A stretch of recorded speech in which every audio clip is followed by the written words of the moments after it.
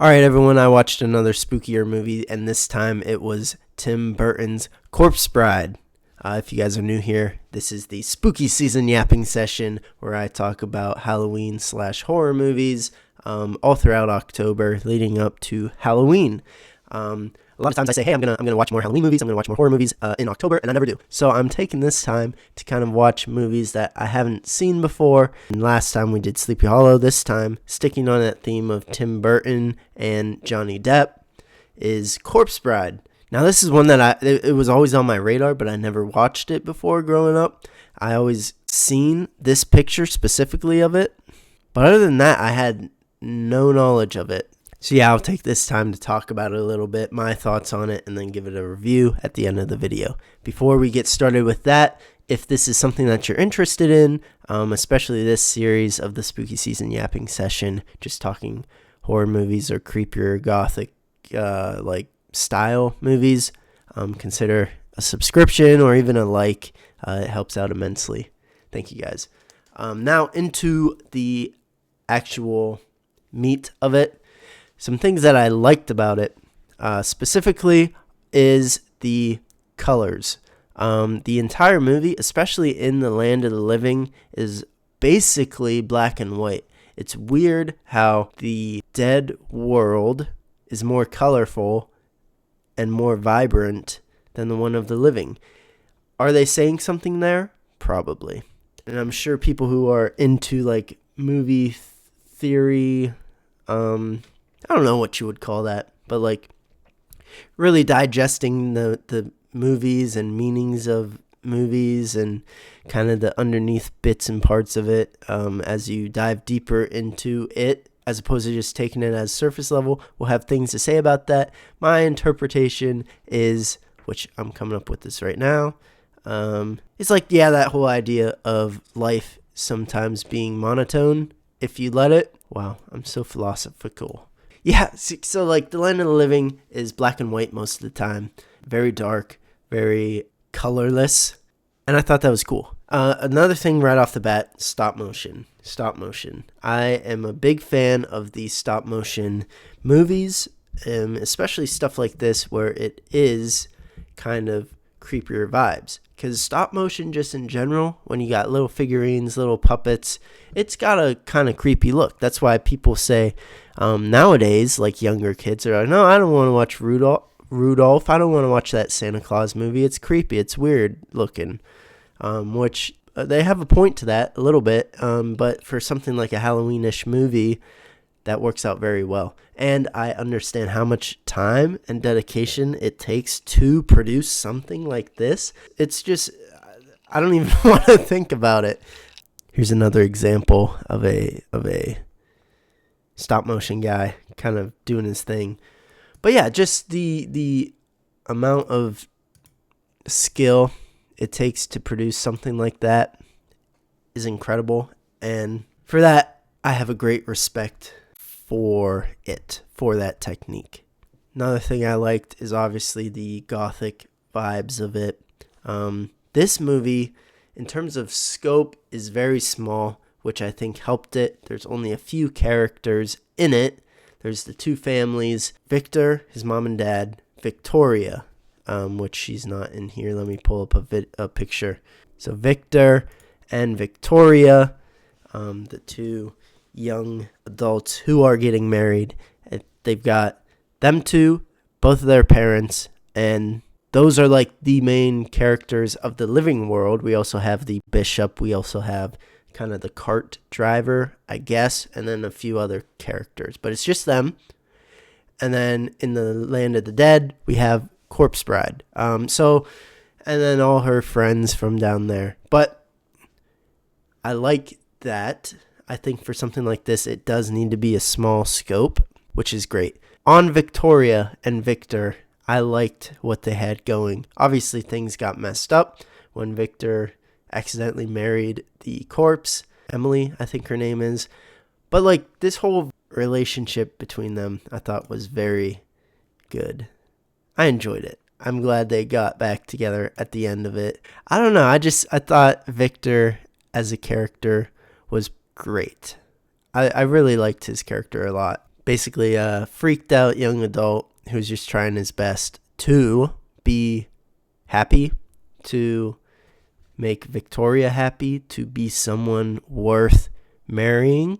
And although he kept messing up, although he kept getting swept up in the land of the dead stuff and like not doing everything perfectly, him stumbling through it was fun to watch. So I liked that. I liked them two the best as characters. Look at us. We got the trio right here. Victor, Victoria, Emily. So yeah, we got that love triangle going. We got a little bit of Romeo and Juliet action where he is married to her on accident, and then she, Victoria, thinks that actually false. She knows that he got taken by her down to the land of the dead. No one else believes Victoria. And then Victoria's trying to be like, hey, no, he's actually a good person. He just kind of got wrapped up into something he wasn't supposed to get wrapped up in. We got to save him. But no one believed her. And then eventually Victoria had to marry the other bozo. And Victor found out. So this is where that Romeo and Juliet kind of misunderstanding stuff comes. He's like, how could she do this to me? It was 2 hours ago when we were supposed to get married. Now she's already marrying this other guy. Screw her then. Let me be vengeful and make a big public display of me officially marrying Emily, the corpse. So they all come up to the land of the living. They got this whole wedding going on between Victor. I wish my stuff would load between Victor and the corpse. But then it all works out in the end. The story was great. The story was concise, which is good. It was a short movie. It was just as long as it needed to be. It was a quick, 75 minutes long. So a little over an hour. It was perfect. Pacing was perfect. It kept moving, and you're like, okay. Another thing I will say is that I was not expecting it to go the way that it did. Since this was the first time I was watching it, I knew, hey, there's a corpse. Hey, there's this living guy. But I thought that it would be Victoria who ended up dying. And then Victor would be like, I don't care that she's dead. I love her so much that I will even marry her after she died. So I thought it would be that route. But then this dude was doing his vows in the woods, accidentally married her, and it just completely took me by surprise. And I was like, oh, that makes sense. So that's what's happening. So there were two women, and there was Victor, and there was this whole love triangle, crazy relationship going on that Victor was trying to get out of, which makes sense. Different direction than what I was expecting. I thought it would be like, I don't care, true love. I love this girl, even beyond death do us part. But yeah, because like when I was always waiting for that big disaster thing to happen that killed Victoria, and when Victor accidentally sets his mother-in-law on fire during the rehearsal for the wedding, I thought, oh, this is it. It's going to burn down the whole house and Victoria's going to get trapped in it and die. But it didn't happen. Thank goodness. I like Victoria. I'm glad she stayed safe the whole time. And I'm glad they finally got that bozo out of there. That dude was insufferable. And obviously everyone could tell as soon as he came in, oh, he's going to find a way to weasel his way into a marriage with Victoria. We all saw it coming from a mile away. And we all knew that, hey, it was the same guy who killed Emily way back in the day. Why is this guy always killing people? And I guess just everyone is broke in this movie, all the families. Because the fish merchants, a.k.a. Victor's family, they had no money. So they were marrying into a lord and lady's house. They still had no money, Victoria's family. They had no money. And they were hoping that, hey, the fish people might have money, but no. And then at the same time, they were always looking around to say, oh, can we do better than Victor? Let's find a lord who can marry our daughter so that we can get money from him. And they did find that lord in Lord Buttchin guy, and he didn't have money either. But he thought that Victoria's family had money. And I guess no one had money in this whole movie. But that's okay. Money's not everything. Another thing I liked was the little dead dog. I thought that was cute how Emily gave Victor the bones of his dead dog. But then the dead dog reanimated, and I thought that was cute. And Victor was happy about that. He's like, oh man, my old dog that died, but now he's alive again in the form of bones. I thought that was fun. What else did I like? Oh, the cherry on top, the song, the Corpse Bride song. It was great. It was awesome. I've heard it before a few times, and every time it would come on, I'm like, wow, this is a banger. I like this. And I liked it even more. I liked how Victor, I mean, I always enjoy when characters of a movie can play an instrument well and not be obnoxious about it. Victor was able to play the piano pretty well, but he wasn't pretentious or obnoxious about it. He was just vibing. And that song as well was a vibe. And I'm even practicing it now on my piano. Like, I watched this last night, and this morning I was like, I want to learn that song. So I started. But I just like that song. I thought it was great. But the other songs, not so great. I'm not a huge fan of them adding in a bunch of, like, random songs into movies. Like, the Disney vibe of it. But, like, the songs... they had a meaning to it. There was a reason each song was there. That's just a personal thing for me. I'm not saying they were bad songs, but I enjoy music more, the score, and obviously we had Danny Elfman once again working with Tim Burton as the music guy in this movie. And yeah, I love music, not so much love songs in movies where the characters break out in a song. But to each their own. It was still entertaining. What's another thing I didn't like? I didn't like that worm, man. I wish the worm wasn't in there. He was annoying and he looked ugly. I didn't like the songs that much. I didn't like the worm. I didn't like... What else? There was a lot that I did like. Overall, it was pretty great. Or good. I would say good. It was good overall. It was a good story, but it didn't make me feel some sort of way. I don't know if that makes sense. A movie like Coraline, which is also stop motion, that had more of an attachment to me than something like this. Coraline, I don't know if it's like that mystery to it or like that relatability to it. Like, oh, my parents don't listen to me, blah, blah, blah. I wish this, I wish that. My life would be so much better if my parents were perfect. Or I don't know if it was that sort of stuff or the weird whimsy of it. But something like Coraline stuck to me a lot more so than something like this, something like Corpse Bride. But I won't let that take from the fact that Corpse Bride was still a good and solid and concise movie, story, and it looked so cool. So yeah, I think that brings me to, let me think if I have anything else to say. Oh, the casting. I always like to mention the casting. We obviously had Johnny Depp as the main Victor, and we had the one lady from Harry Potter, the crazy lady, Helena blah blah blah Carter.